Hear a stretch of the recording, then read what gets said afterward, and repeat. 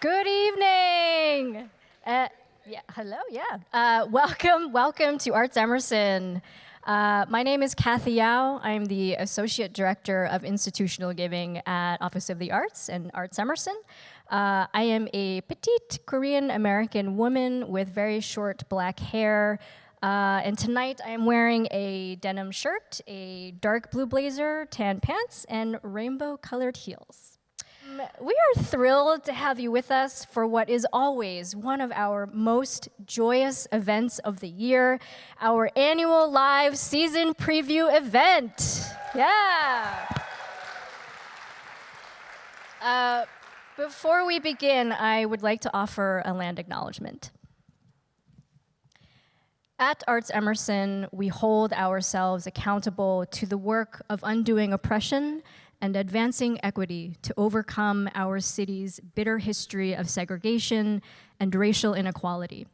And as part of this work, we must start by acknowledging that we are residing on the ancestral and unceded lands of the Wampanoag, Nipmuc, and Massachusetts people, whose name was appropriated by this Commonwealth.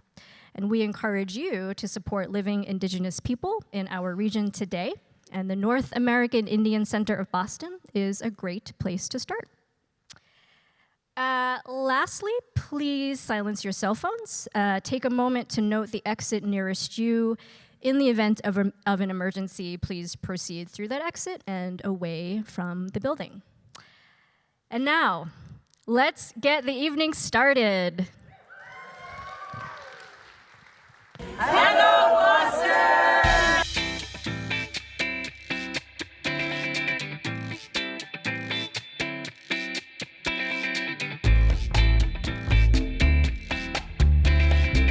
Nothing like I've ever seen before. It was amazing. It was movement, it was music.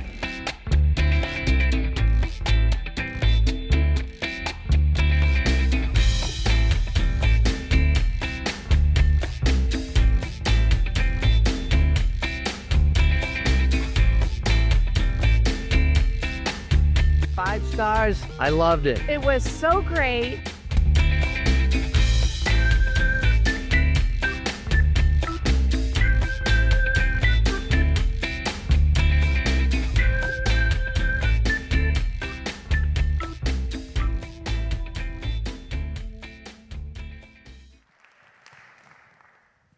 Hi, good evening. I'm so happy that you're all here. My name is Elsa Mosquera. I am the co-founder of Agora Cultural Architects, and I'm thrilled to be here.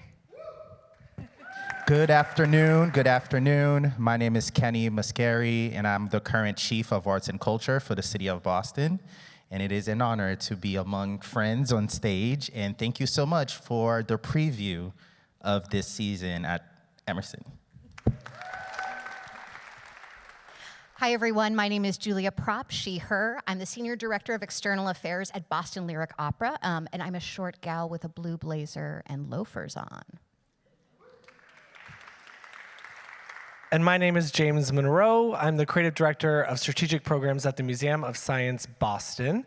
And I am a male with dark brown hair, wearing glasses, a green blazer over a white shirt, blue pants, and brown shoes. And we are all here tonight because we have had the privilege of collaborating with ArtsEmerson this past season.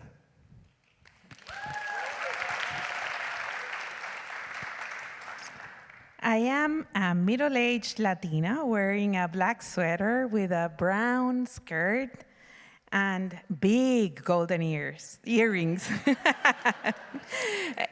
At Agora, we are committed to uplift Latino artists in the city of Boston, and we've been a great partner with ArtsEmerson for many years in many endeavors. But last year, we were thrilled and honored to bring a piece from Puerto Rico in partnership with the city of Boston that was presented right here in this stage last fall. And I am wearing glasses, a bandana with Haiti stamps on it. Shout out to all my Haitians who may or may not be here. Thank you. Yes, talk about it. Yep, I heard that. And like Elsa said, the city was an early and proud sponsor and collaborator of the piece, which radically imagined a liberated future for all people.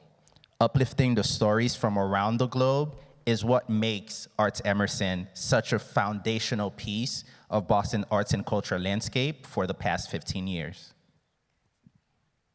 And for the 10 plus years, Boston Lyric Opera and ArtsEmerson have worked together to bring opera and music to all of Emerson's incredible spaces.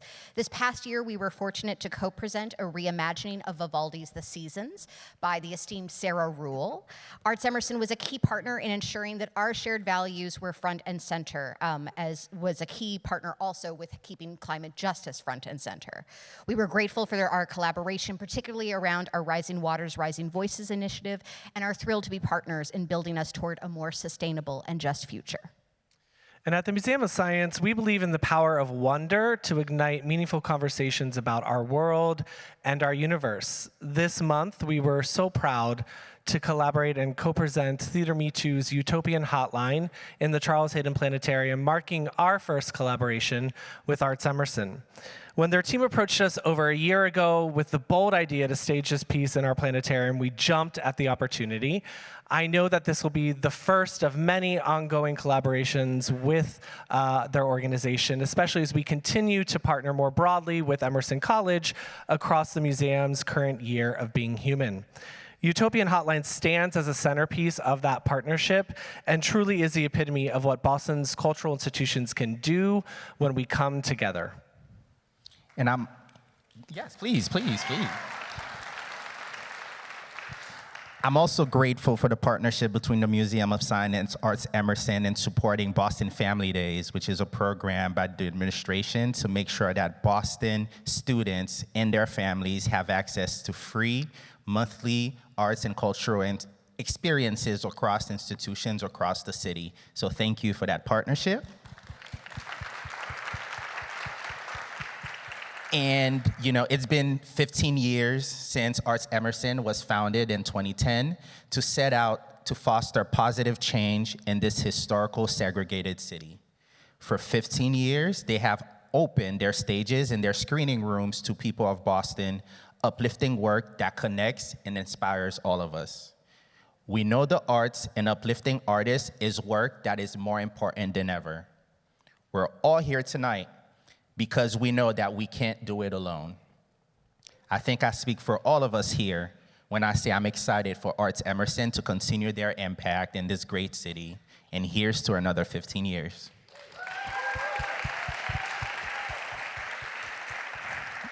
So without further ado, let's welcome to the stage our magnificent Ronnie Pioni. Good evening, everyone. Can I please get a huge thanks and round of applause for Elsa and Kenny and Julia and James? Okay, I'm gonna give hugs now. Thank you, dear. Thank you.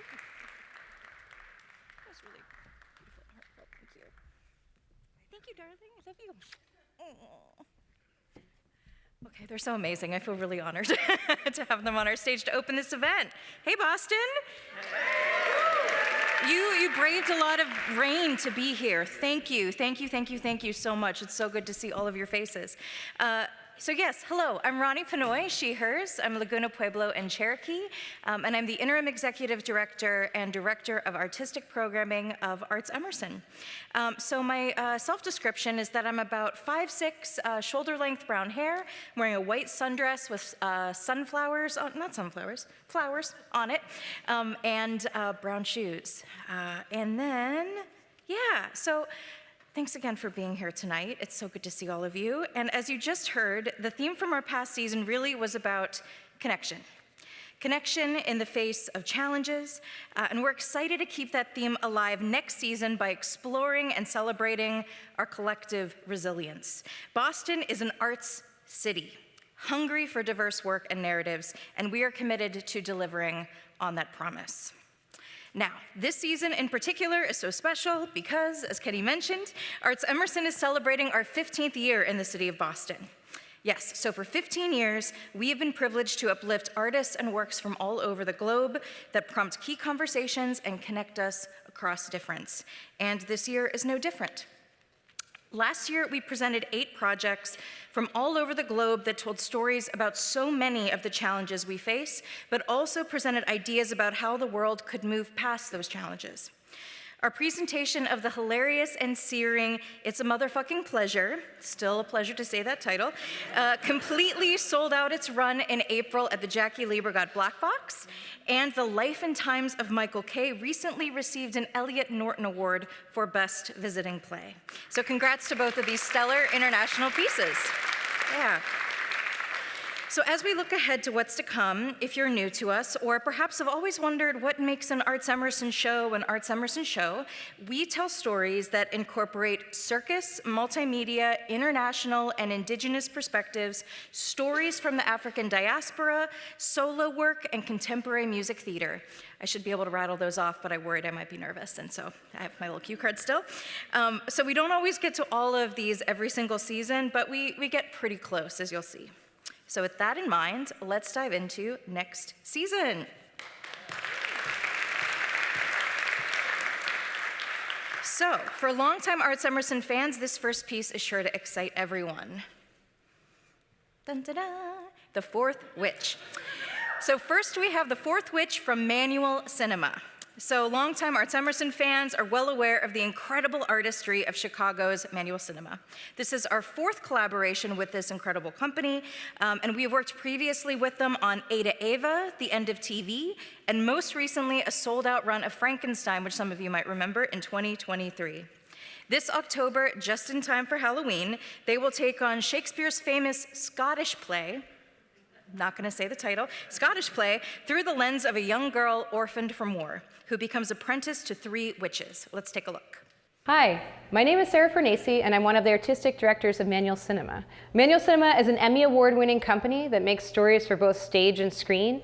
We work with shadow puppetry and overhead projectors, with live music and quadraphonic sounds to create sweeping cinematic stories. We are so thrilled to return to ArtsEmerson with our newest show, The Fourth Witch. This show takes place in the world of Shakespeare's Macbeth, starting with one of the battles at the beginning of the play. We see a girl flee from her war-torn village into Birnam Wood, where she's rescued by the witches from Macbeth. As she quests for power and revenge, the story of the play is turned inside out. We're so thrilled to return to Boston this Halloween with the newest show from Manual Cinema.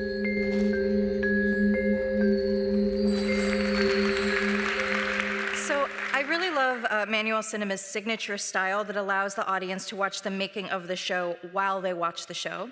And if there's anyone in your life who won't do anything without the 2-screen experience, like scrolling on your phone while you're streaming something on TV, this is definitely the show for them, so let them know. Next up, we have The Secret Sharer, brought to you by Daniel Banks and the team at DNA Works. So many of you may remember that we recently hosted DNA Works in Boston 2 years ago for the run of The Real James Bond Was Dominican. We are thrilled to have them back once again. And I'm delighted to announce that the Theater Offensive, a visionary organization advancing liberation for both queer and trans people of color, will be co-presenting this immersive work with us.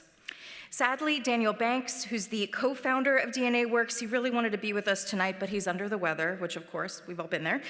So I have the honor of sharing with you a bit about this incredible new work.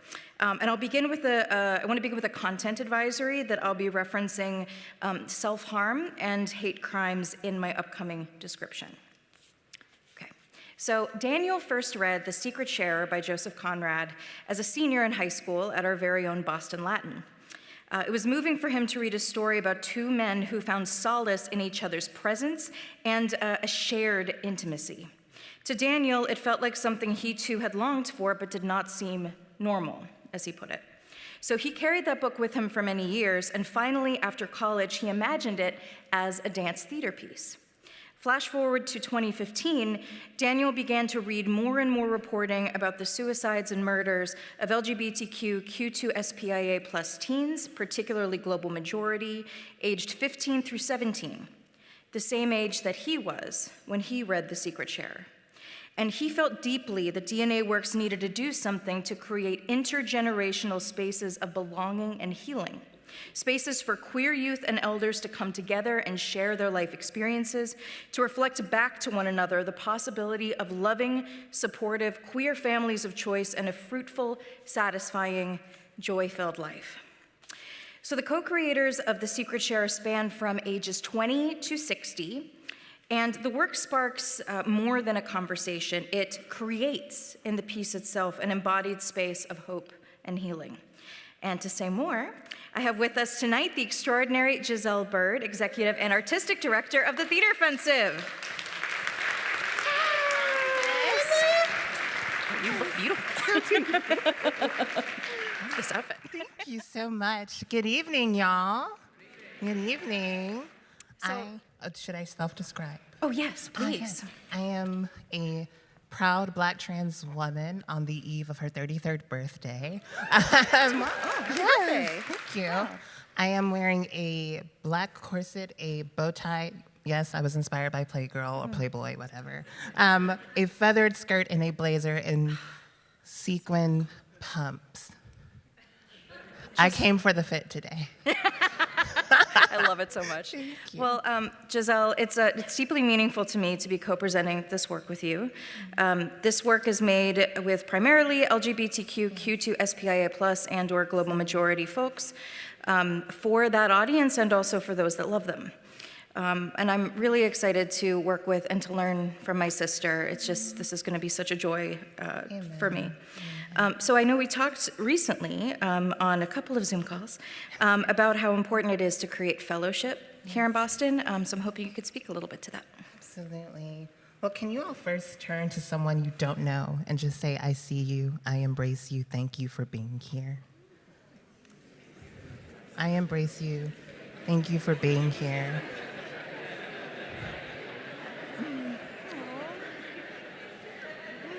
I know that was not scripted. No, but it's beautiful.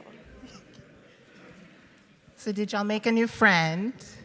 Or maybe you just got further acquainted with someone. What does it mean to be in fellowship? These are not unprecedented times we are living in. They're actually very precedented. Our ancestors and our transcestors saw them, they fought them. Some lost their lives fighting for it. Some young people lost their lives, like Daniel, who I wish was here, talked about in his research around the secret share. Yeah. A place of belonging is essential because everyone's humanity is sacred. None of us are exempt from the harm that is incoming, that is ongoing. And so, to me, fellowship in this moment means collective action. It means finding everyone and making sure that they have a seat at the table, making sure that they have food on their plate, and you're not just feeding yourself. We cannot live in these sort of single issue lives. We are not single, we don't live single issue lives. Audre Lorde said it. And she also said that your silence will not protect you. Yeah. And when we think about fellowship, it's about gathering with the people who are going to use that First Amendment right of free speech and speak boldly and speak loudly and remember to advocate for everyone to live and thrive in a community. Yep. It's not for the select few. And when I think about queer and trans folks specifically, those were folks who have been at the front lines of our moments of fellowship in creating spaces of belonging. If you think about Madonna's Vogue, that was created by queer and trans folks of color. And she then co-opted it and made it into what it was. Yeah. But let us not forget, it was queer and trans folks of color who created that movement and said, everyone is welcome to be here, to live freely, unapologetically. And the most terrifying thing right now is to be a liberated person. Yeah. They don't want to see us be liberated. So imagine if you find fellowship and help provide that little bit of liberation for someone else. We all can overcome these emergent harms that we are seeing. Yeah. And so for me, to co-present this with you, sister, who is forever pushing us to be bolder, smarter, think deeper about how we connect with one another. That's what we have to do. And that's what we must do, or else we'll succumb to it. So for me, fellowship is about that collective action, and through that, finding that collective healing and collective understanding. Thank you. Yeah.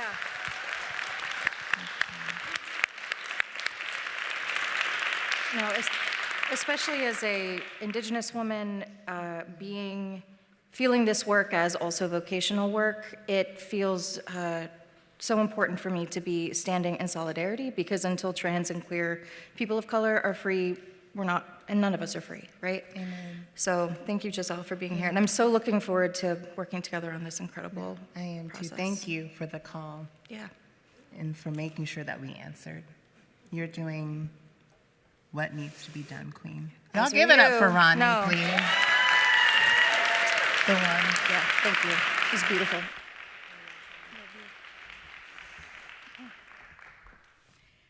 It's partnerships like this that really get me up in the morning, that to really be doing such incredible values-aligned work, that's purposeful work, that's centering people. So thank you for being part of that introduction. And we miss Daniel here tonight, but I'm sure he'll really look forward to getting to meet all of you over the course of this next year. Okay, next up. Yet another piece. We're just getting started, and I already feel like we had a whole moment. Okay, so, written and directed by Pulitzer Prize finalist Zora Howard in her directorial debut, Hang Time is a deeply moving and subversive work at the intersection of art installation and theater. It reminds me of Samuel Beckett's work, and it's a piece that takes the audience on a journey of what it means to be a Black man in America. With a powerful script and incredible performances from the three leads, Hang Time invites the viewer to envisage the living Black body triumphant over the legacy of violence that it holds. So let's hear a message from writer and director Zora Howard. My name is Zora Howard, and I am the writer and director of Hang Time. In Hang Time, we meet Blood, Bird, and Slim. We get a peek into their interiority. We get a sense of their blues. Hang Time is an ode to the men in my own family, an homage to their persistent living in spite of all that would try to kill them. My only hope is that audiences come to the theater open to meeting the work exactly where they are. Come see Hang Time at ArtsEmerson this fall. You don't want to miss it. Hang Time, what is Hang Time about? 3 men chew the fat under an old white tree. The inspiration for Hang Time is to celebrate the beauty of Black men. And I've got a brother, and I've got cousins, and I've got uncles, and I have my father. And, you know, they make you laugh out loud, and they make your sides hurt. They also make you consider the world in a completely different way. Once I knew the 3 of them, you know, Slim, Blood, and Bird, and once I knew their names, they started to speak to me. I don't know what each actor, what each man is carrying and what he brings into this process and what he brings to this piece. It's very much a blessing to be working with such talented, brilliant, smart thinkers. What a joy to kind of like fall in love with the piece again and again.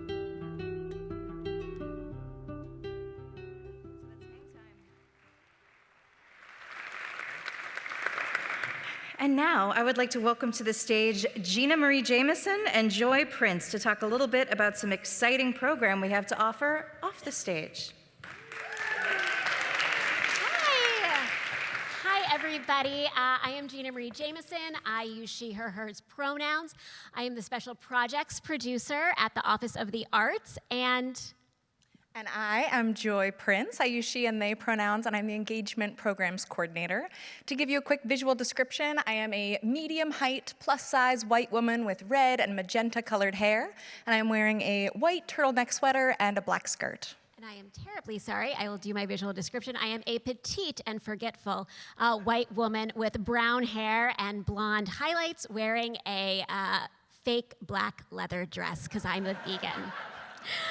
And we are so excited. I was just too excited to talk to you about all the incredible engagement opportunities and programs that we have throughout the year that lets us collectively dive deeper into the work on our stages. At ArtsEmerson, we often say that the art is the prompt and the conversation is the point.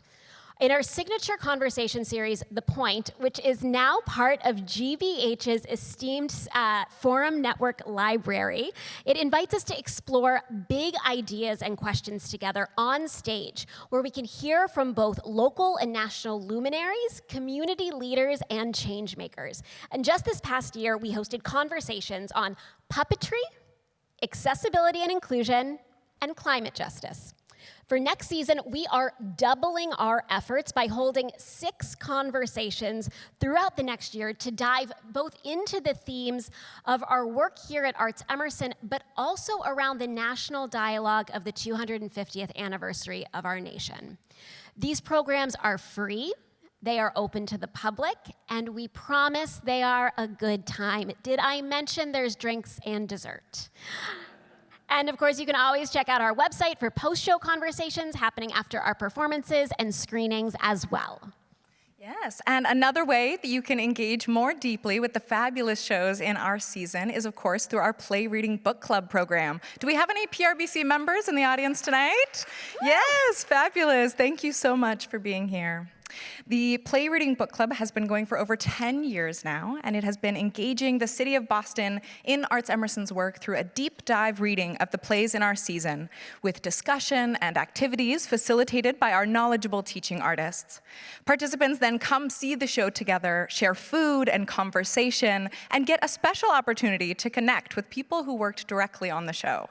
It's a really great way to meet people in your community and dig deeper into contemporary issues related to the shows on stage here at ArtsEmerson. Our book clubs for next season should be announced soon, so stay tuned, and I hope to see you there. And if there's a show that you see tonight that you think should get its own book club, come see me afterwards. Thank you.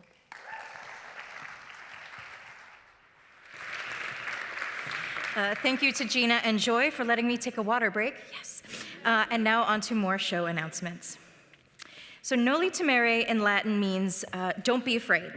And this next piece truly delivers on that mantra with its blend of sculpture, circus, engineering, and contemporary dance into a tour de force performance.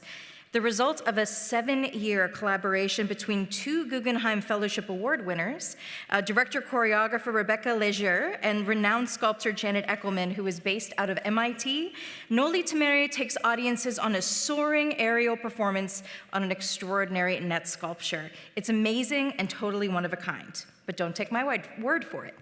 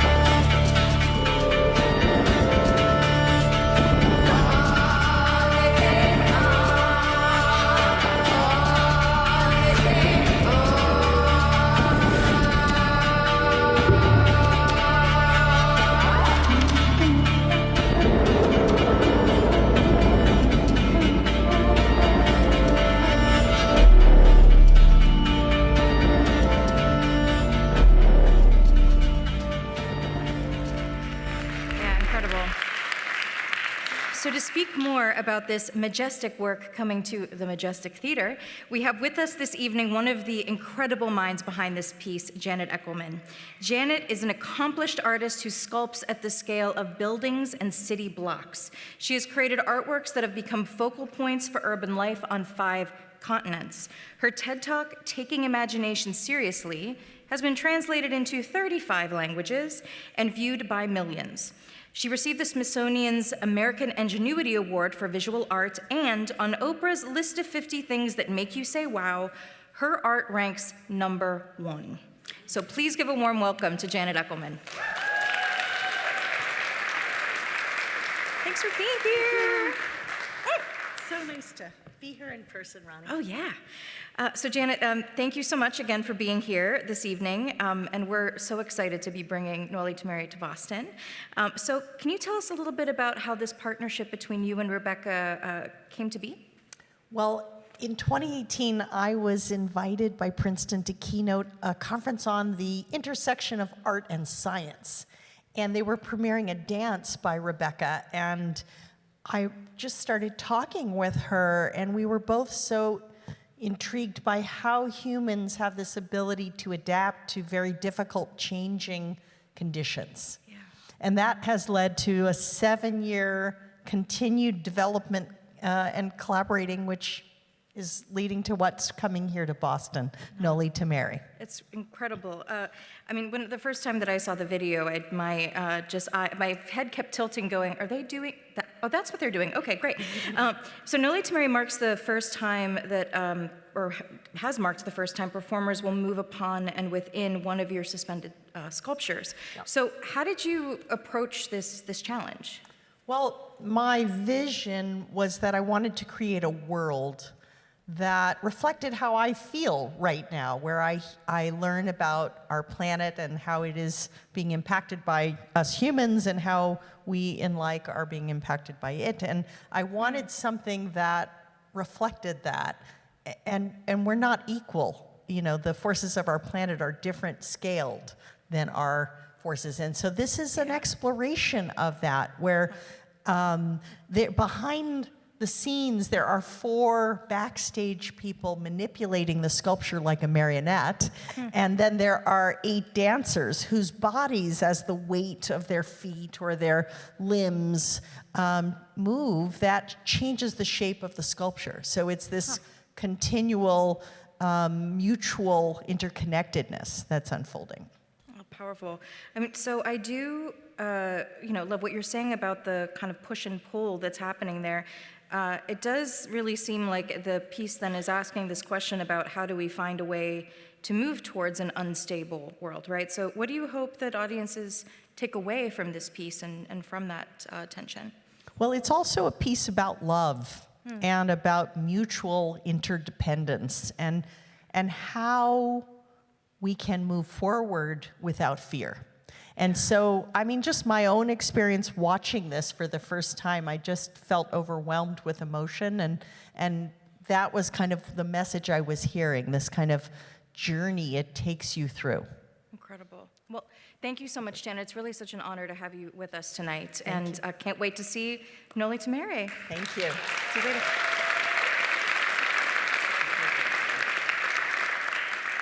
All right, so next up, we have Dead as a Dodo from Waka Waka Productions, which is a multi-award-winning international theater company based in New York City. Based in New York City and Oslo, Norway. Dead as a Dodo is a fantastical, hilarious, and heartfelt piece that follows, get ready, a skeleton boy and a skeleton dodo, and you follow them deep into the underworld where they're seeking to replace their ancient skeletal forms. So I promise, keep going. So one day, the dodo sprouts feathers, pulling these 2 friends in wildly opposite directions. So Dead as a Dodo is fun for the whole family. It's also just as great for a first date. And it explores our relationship with death and the afterlife and how we treat one another through a beautiful blend of puppetry, projections, original songs, and humor. We have a sneak peek, so let's take a look.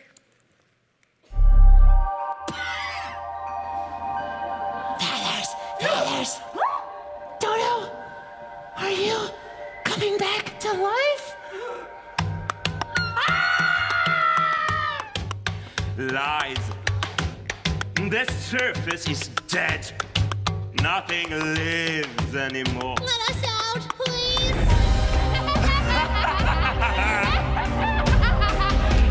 Don't let them get away!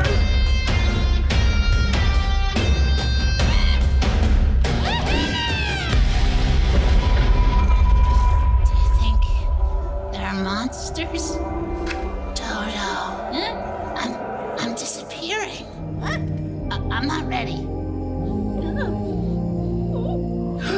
Dodo, you're flying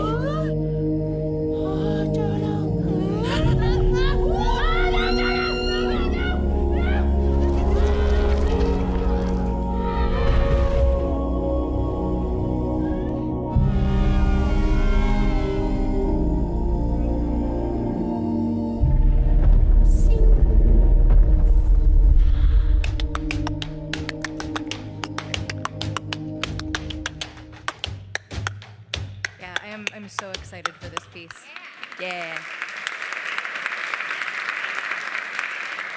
Kenny mentioned earlier that ArtsEmerson began a partnership with the City of Boston for Mayor Wu's Boston Family Days. Through this partnership, ArtsEmerson and many other cultural organizations will offer complimentary tickets to Boston public school students and their families. So this past year, we had as previously mentioned, this amazing collaboration with the Museum of Science, which was our pilot for that. And we sold out in 8 minutes, which was really exciting. So I'm really looking ahead, I really think that Dead as a Dodo will be a perfect chance for families to come see something one of a kind, and I'm excited for everyone to experience it. Up next, we have a piece the two of us were privileged to experience firsthand at Under the Radar Festival in New York. And I found it so transformative that after I saw it, it was one of those moments where I went, yep, okay, I know that this needs to be seen in Boston. So Space Bridge brings together Russian refugee children with their American peers. These Russian young people fled to the US due to their family's anti-war stance and now live in New York City shelters. Their collaboration with American peers has built empathy, understanding, and lifelong friendships. Let's look at the video. My name is Samantha Smith. If I were alive, I would be 53 years old. I wonder if I was 10 years old now. If there was anything I could do to persuade adults to stop this war. У бабушки был день рождения, мы пришли домой, и нам мама сказала, что мы через 2 часа выходим, и мы уезжаем в Америку. My name is Artyom. I'm 11. I love America. Goodbye, dog. I'm sorry. We can't take you with January us. 14th, when we arrived to Mexico City. January 14, 2023. Do you think we will live next to Sarah Jessica Parker? I love Sarah Jessica Parker. Navalny in prison. Mama told us we were flying to Tijuana. She said the enemy. Уходила прямо в океан, и мы плавали рядом. Because it felt like we were flying far freedom. Когда я увидела горизонт Нью-Йорка, у меня на глазах выступили слезы. Hello, Sarah Jessica Parker. How do we know that these people are not #Russian spies? There was a kid in my class who told me all Russians need to be in Russia.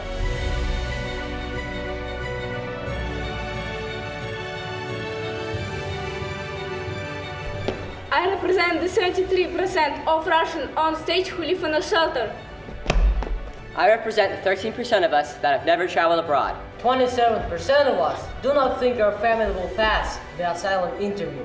What if I could host a TV show that helps young immigrants feel more at home in New York? We really miss homemade food, and it's hard to cook in a shelter. If they find any food, they will kick us out. The first shelter was the worst. There were about 3,000 people, and we lived in tents. I imagine I've built a spaceship, rocketing through the atmosphere. I fight the pull of gravity. It's always trying to bring me back home.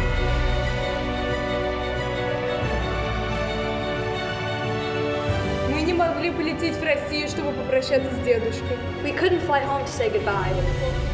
If we did, my mom would have been put in prison. So maybe performing is just a creative way to be with people you cannot physically be with. If you close your eyes, people can travel to you. When I close my eyes and think about home, I see my whole family having breakfast. I hear the sound of the guitar and the voices of my close friends.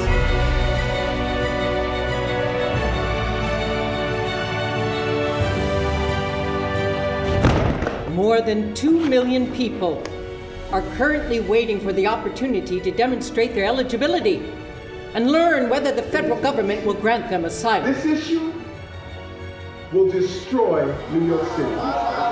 Destroy New York City. Shut up already!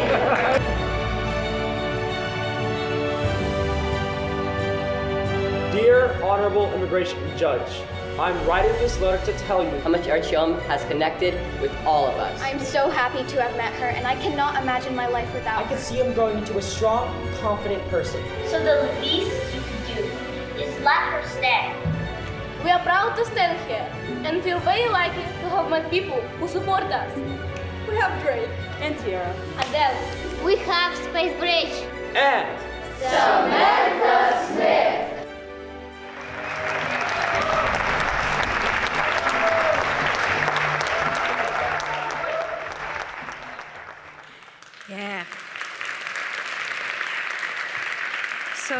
I'm very excited to share that we have with us here tonight the creator, director, and co-writer Irina Krusilina and one of the performers, Sasha Boykova. Let's give them a round of applause. Yeah, here, come with me downstage. Hello, thank you for being here. Irina, what inspired you to create this piece and how did it come about? Thank you. I will first describe myself. Yes. I am a semi-tall woman today because I'm wearing heels. Yeah. I'm also wearing glasses for the third week in my life. I have brown medium hair. I'm wearing blue pants and a t-shirt which says Space Bridge on that. My name is Sasha. I'm a bit shorter than Irina because I'm just 15 years old. I'm also wearing a black t-shirt with Space Bridge on it, and brown pants and brown shoes. Nice. Thank you. Back to your question, what inspired me to do it? Well, at the beginning of Russia's full-scale invasion of Ukraine, I really redirected all my artistic efforts towards supporting Ukrainian artists. But I also was alarmed by this growing wave of Russian refugees, many of which came with children, and after crossing the US-Mexican border, they're staying in shelters while they're waiting for their court hearings. And when I met these children, I found out that they often are treated with suspicion and often are bullied in schools, called fascists and so on. So I really, as a theater maker and educator, I started to wonder what I can do for them and how I can connect them and help them to adapt in the society. So I created this workshop program where I brought together 11 Russian kids and 9 American kids, and then these workshops became a program, and the program became rehearsals. Rehearsals became performance. Under the Radar came, and now we're here. Amazing. Thanks, Irina. Yeah, keep applauding. It's really great. Yeah. So I have a question for you, Sasha. What did creating Space Bridge and being part of this Russian and American ensemble, what did it mean to you, and how did it support you at this moment in your life? It was a really important moment in my life, and it really supported me because it was a really big step in my adaptation in America. Because I came to the Space Bridge only in first 2 months as I came to America. And also I found my first friends here. Her name is Sabine, and we spent really good time together. She's my really close and important friend.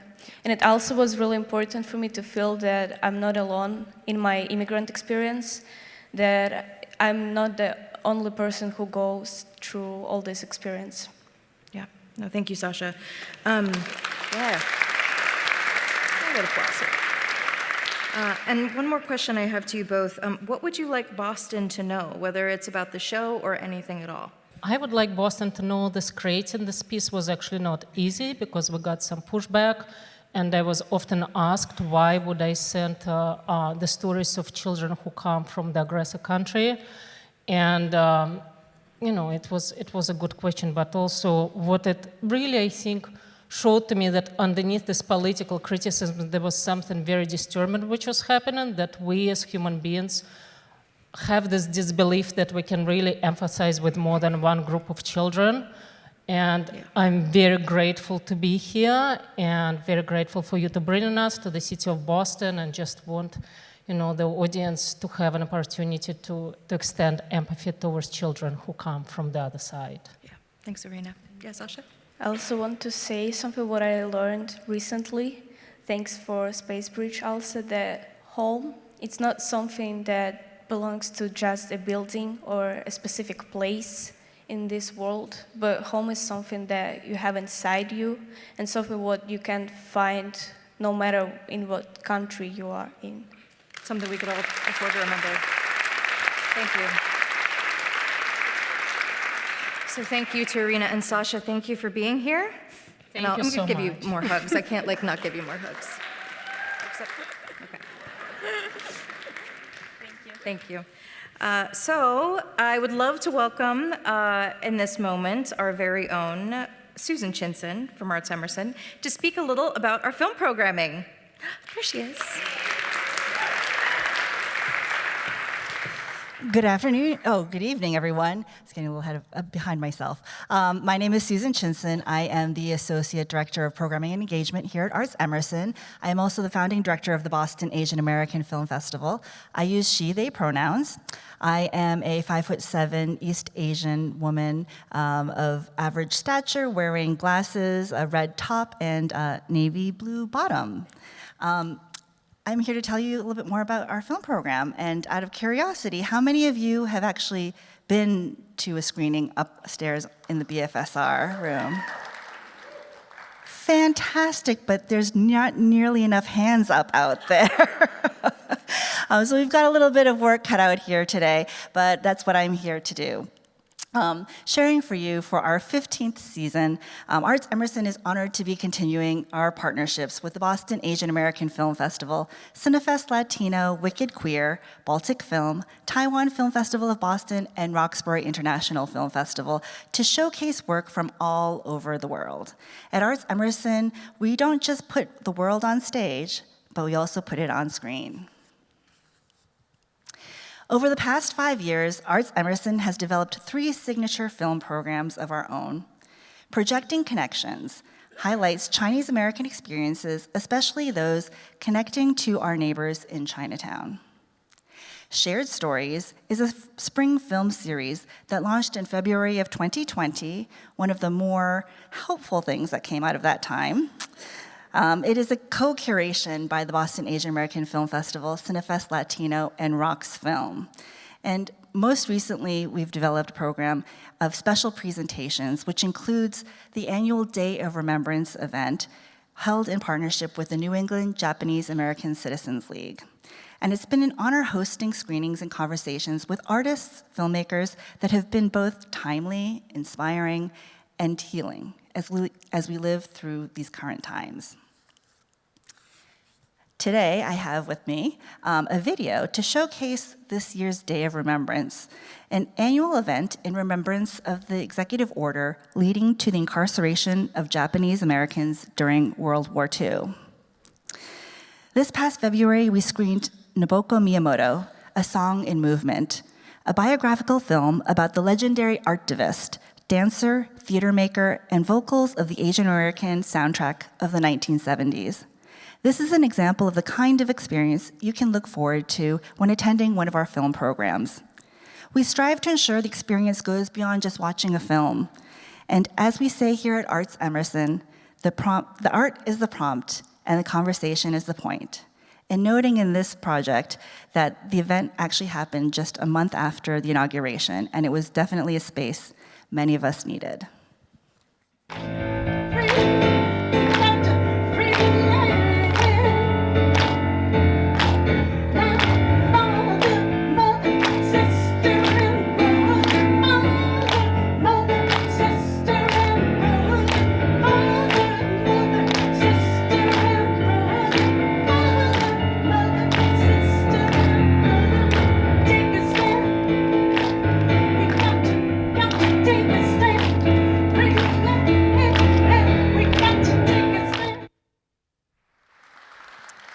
So I know I'm here to talk about next seasons, but I feel it would be remiss to not share with you something where you can actually catch the last film of our season this year.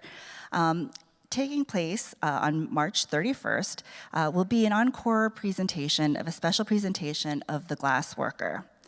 Directed and conceived by Berkeley College grad Usman Riaz, with art direction by Emersonian Miriam Paracha, The Glass Worker is the first hand-drawn animated film to come out of Pakistan in the style of Studio Ghibli. It's a stunning, and I have to say stunning, artistic experience to inspire us during these complicated times. The image above is from the Q&A following last Sunday's screening at the Museum of Science's Omni Theater. And yes, the screen really is that much bigger than you are. You can catch again this last screening of The Glass Worker on Saturday, May 31st. When you join us in this reception, you'll be able to find a little bit more information on one of the slides overhead. So now that you know a little bit more about the film programming that we hear at ArtsEmerson, I expect all of you who didn't have your hands raised this year to have them raised next year. And I look forward to seeing you all in the Bright Family Screening Room.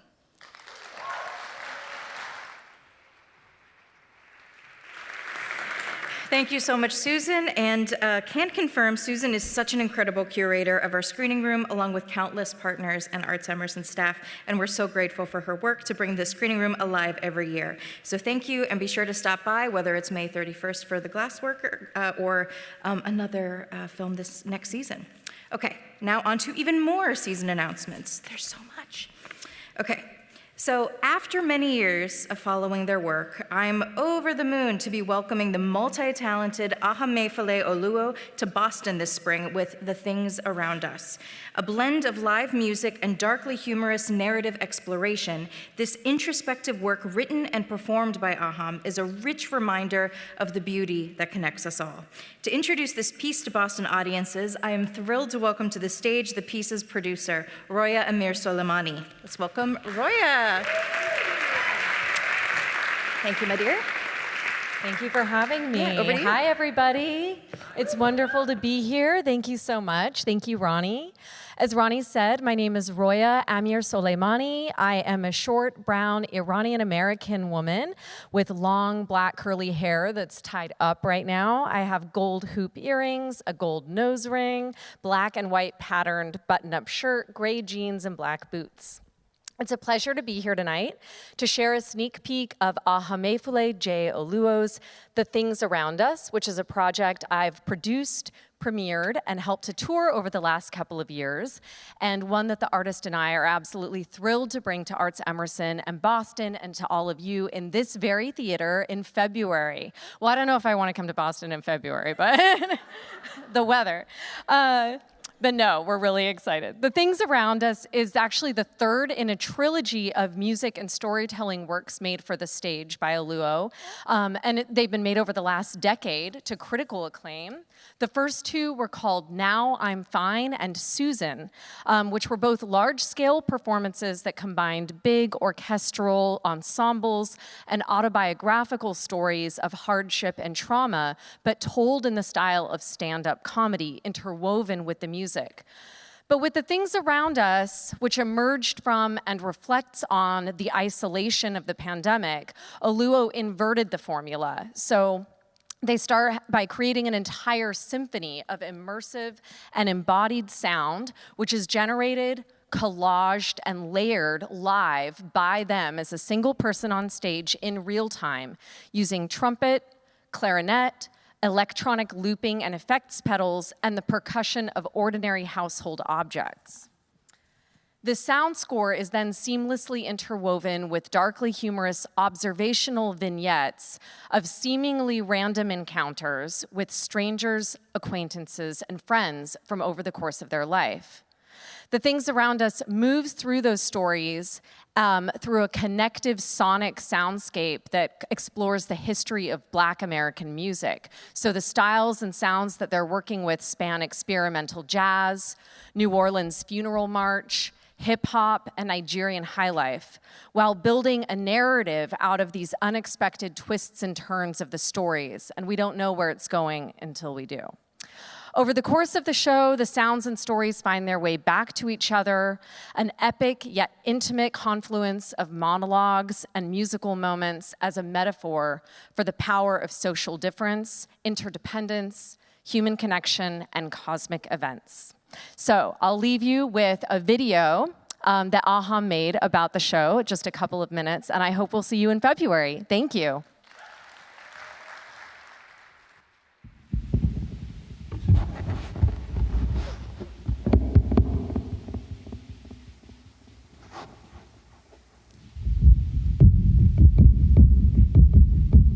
And if the worst part of a global pandemic is not being able to see the people that you want to see, then surely the inverse is true. And the best part of a global pandemic is not having to see the people that you don't want to see.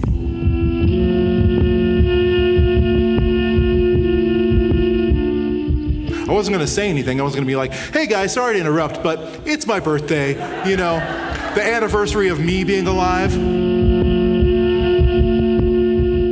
There was some nervous laughter as everyone there thought back to every interaction they'd ever had with Nicole, hoping they hadn't done something stupid.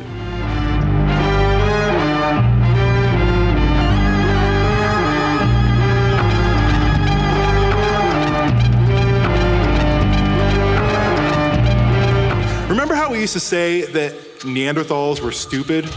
And then we discovered through genetic sequencing that white people were part Neanderthal. Then suddenly there were all these documentaries about how smart Neanderthals were.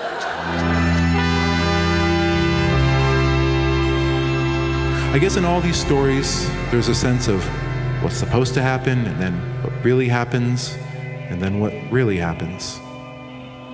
But maybe that's just staring into chaos and trying to find order. Staring up at the billions of stars, looking for a pattern, a shape.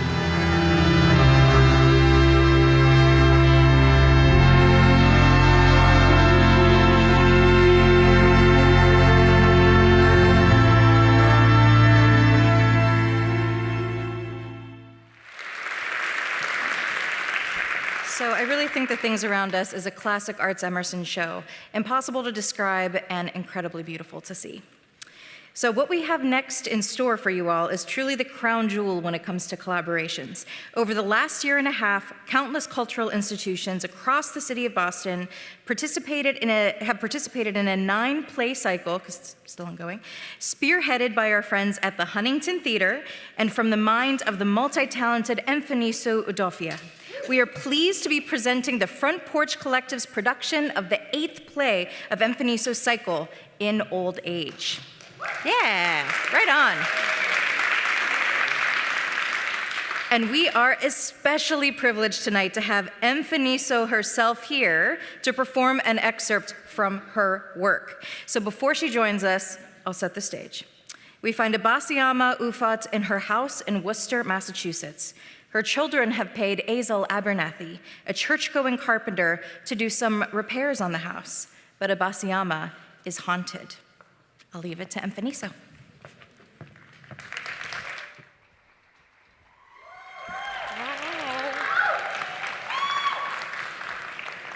Hello, everyone. I will self-describe. I am 5'5". I'm a thick Black American woman with natural plaited hair. Today, I'm wearing my Harry Potter glasses, and I'm in a beige, tightly knit top with very flowy pants, black pants.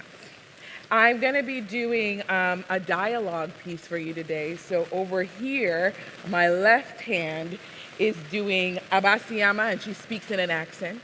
And then my right hand is doing Azel, and I'm going to attempt what is a Southern accent. Here we go. No man now in my house. My tenant even clouds my windows. Do you have a hammer? I want a hammer, ma'am. Where is your wife? I told you, she passed. Yes, but how was she? Her personality, her character. Hey, the sweetest woman I ever known. I am sure she was sweet and kind and glorious and so radiant, glowing beyond language. What kind of man were you? I'm good. I'm a good, you blaspheme and you stutter. I am the best man I can be, and I've been that way for the last 10 years, and I am mighty proud to say that. Well, you don't hear knocking walls? I've been trying to figure you out. Lost as to why I was sent you, you charmer, yeah, with your sweet, sweet words, but your fist almost met my face. There was a moment in my house where you wanted to hit me, right? Wait, yes, okay, stop yelling. Why are you yelling? Because it is sweet women who suffer. Sweet women suffer in knocks as men become themselves. Do you hear it? It's my house. It's still pa, pa, pa, pa, pa, everywhere the attacks come. Even beyond that, I have to clean. What has that got to do with, how many times must I ask, what kind of man were you? Azel, what kind of man were you? If you were the kind of man that I think you were. May God be praised, your wife died before you did. Early death can be a miracle, oh. I wish I have had your wife's luck, but it's not so for me. I survived beyond my husband, and he still knocks me around and around and around and around. What would your wife, Clara, have looked like had she survived someone like you? I'm gonna need you to take Chlora out your goddamn. Yes, okay, there you are. Show it to me. What the hell is wrong with you? Am I knocking? Sounds like the masquerades back home. My men were real African men. Flora's knocking might have sounded like southern bells, ringing her ears night and day, making her wild. I know you. You're the kind who knocked in life and who will then knock in death. I ain't told you shit about shit. How you having a psychotic break talking about my wife? No, I gotta go now. This ain't it. No, I worked too hard. Did you knock her with the same mouth you blaspheme objects with now? You probably did. Probably right before you called her the light of my life, sweet baby, sweetheart, my darling. Sweet sour. Yeah, like that. That's how you knock. Maybe you went even further and knocked her with and your babies. What kind of father makes it children, huh? Who don't know them? Woman, I am warning you. Your mouth is real hot and I want a hammer. I will open that door.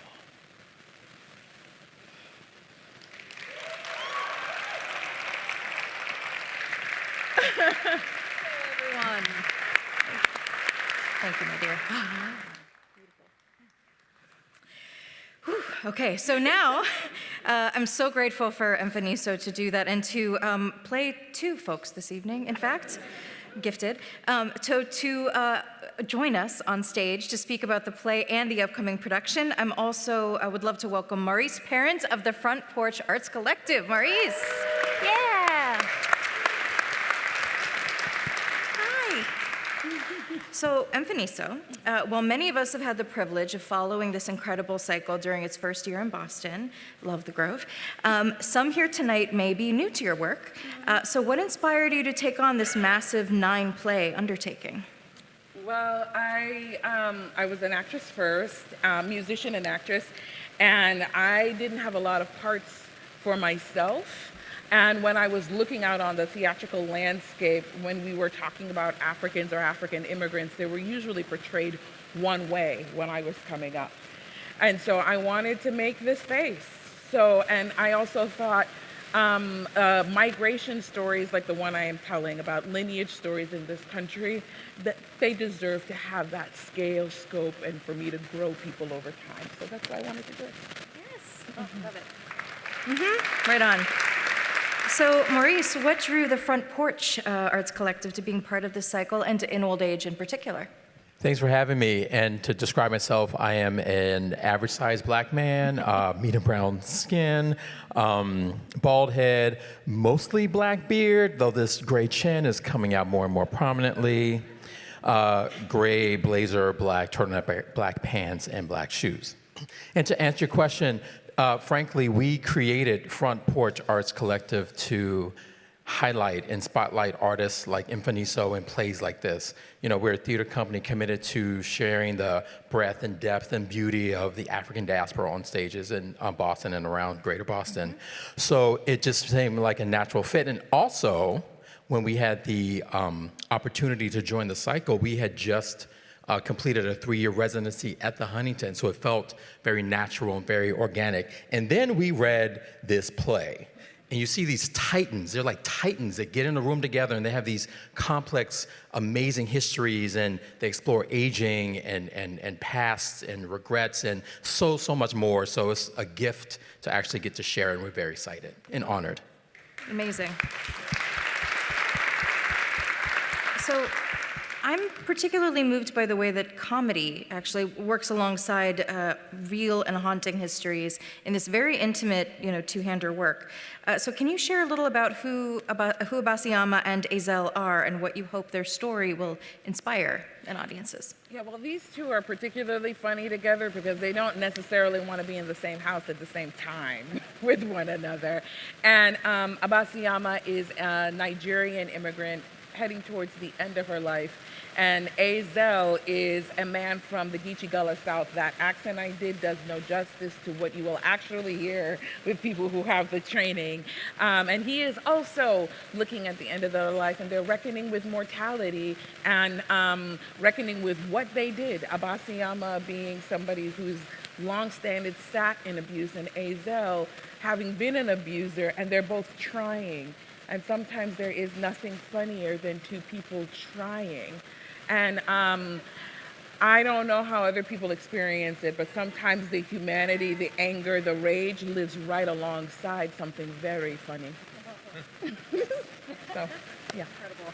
Well, I want to take a moment before we wrap to just say a big shout out to Dawn Simmons, who's in the audience today. She is the fabulous director of this piece and has directed a number of pieces in this cycle. Yeah, Dawn, we love you. And thank you so much for being here and for bringing this beautiful piece live in front of all of us and giving us a taste of what's to come in the Black Box. It's a real honor to present Front Porch and to be a part of this incredible cycle. So, love you. I'll give you another hug. I can't get enough hugs. Thank you, darling. All right. So, okay, you still with me? Yeah. All right. Woo. Thank you, Kayla. All right, now before we announce our final piece of the season, just want to amp up the anticipation, I want to invite the wonderful Julia Crane-Dempsey from our development team here at ArtsEmerson to shed some light on more ways that you can get involved. Julia. Hey. Thanks, Ronnie. Yeah. Hey, everybody. Thanks for being with us tonight.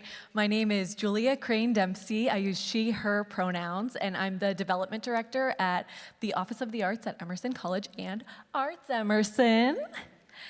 I am a tall white woman with long, wavy red hair and round tortoiseshell glasses. I'm wearing a purple long-sleeve dress and have flat, pointy-toe shoes. I just want to take a moment to thank you all for coming out tonight to support ArtsEmerson. For 15 years, we have uplifted work on stage and screen from all over the globe and prompted conversation on our world's most pressing issues. Collaboration is the key for making this work possible, and we can't do it without you.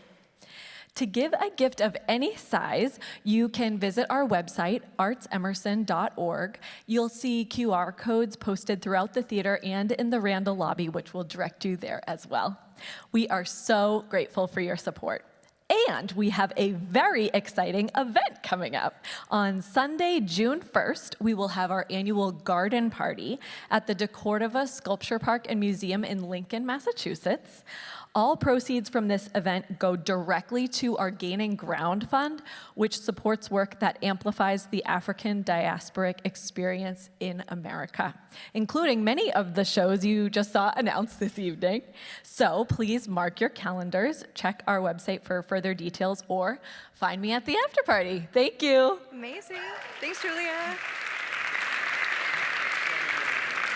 Yeah, so I can confirm the garden party is always a spectacularly good time every year.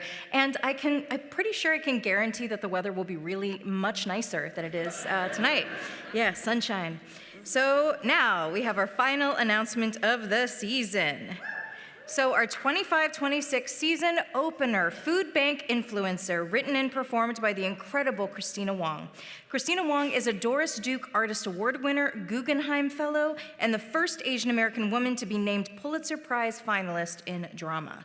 In this latest work, Christina offers an incisive critique on food insecurity in the United States through humor, karaoke, and a whole lot of heart.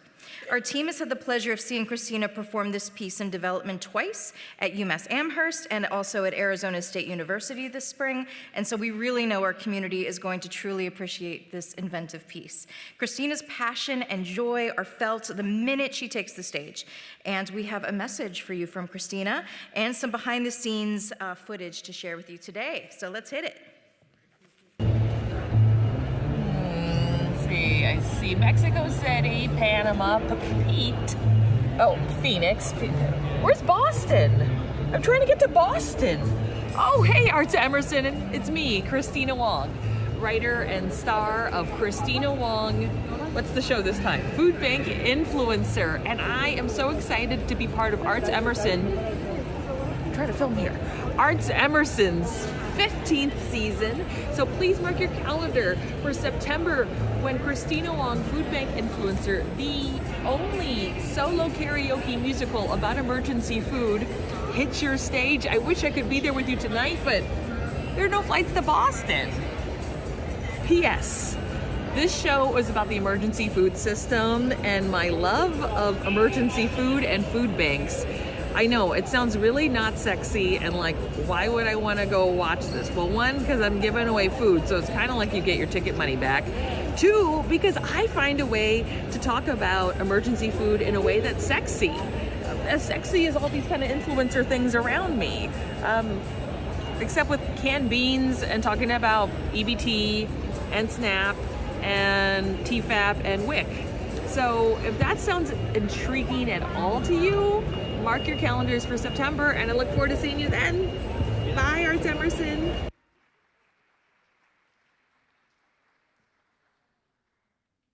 Thank you so much for being here today. I'm Christina Wong, and I am a self-proclaimed food bank influencer. That means nobody asked me to do this right now. I've invited myself here to do this. Oh my God, it was so amazing.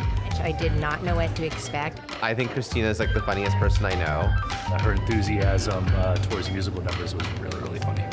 I couldn't stop laughing from the very beginning till the end. Christina Wong calls herself a food bank influencer, posting her haul on social media. 2022 Pulitzer, I had to read my hat to remember what I am. 2022 Pulitzer Prize finalist in drama, but I still go to food bank because it's a good bargain, folks.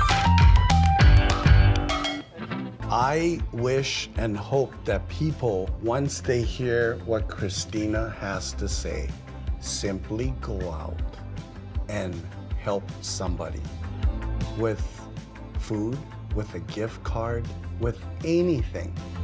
It's the applesauce. That's good. Yeah. That's good. I think it is possible for us to live in a world where we reimagine so that everyone is guaranteed housing, healthcare, and fair wages. My hope is that the hunger continues, not just the hunger for food, but to close the wealth gap so that we can rebuild true community trust. My dream is that we have a world that is like a community fridge that no one pees in. And on that note, that's our season. So we have, yeah, 15. So we got live shows on our stages, community partnerships, films in our screening room, conversation series, The Points, and play reading book clubs in multiple locations across the city of Boston. As we enter our 15th year, we are invigorated more than ever to uphold our mission and our work, and are so excited to have you all join us. So the party is just getting started. Our team has put together a gorgeous spread from Arts Emerson's 25-26 season partner, Estella. They're down the street. They are phenomenal. We love them so much. And as well as food from Cupcake Therapy and Ivana. So if you head upstairs right after this to the Jackie Liebergot Black Box, we're gonna have all that food, music stylings by DJ Bensels, and in the spirit of food and community, let the celebration continue, and thank you for coming. I'll see you up there.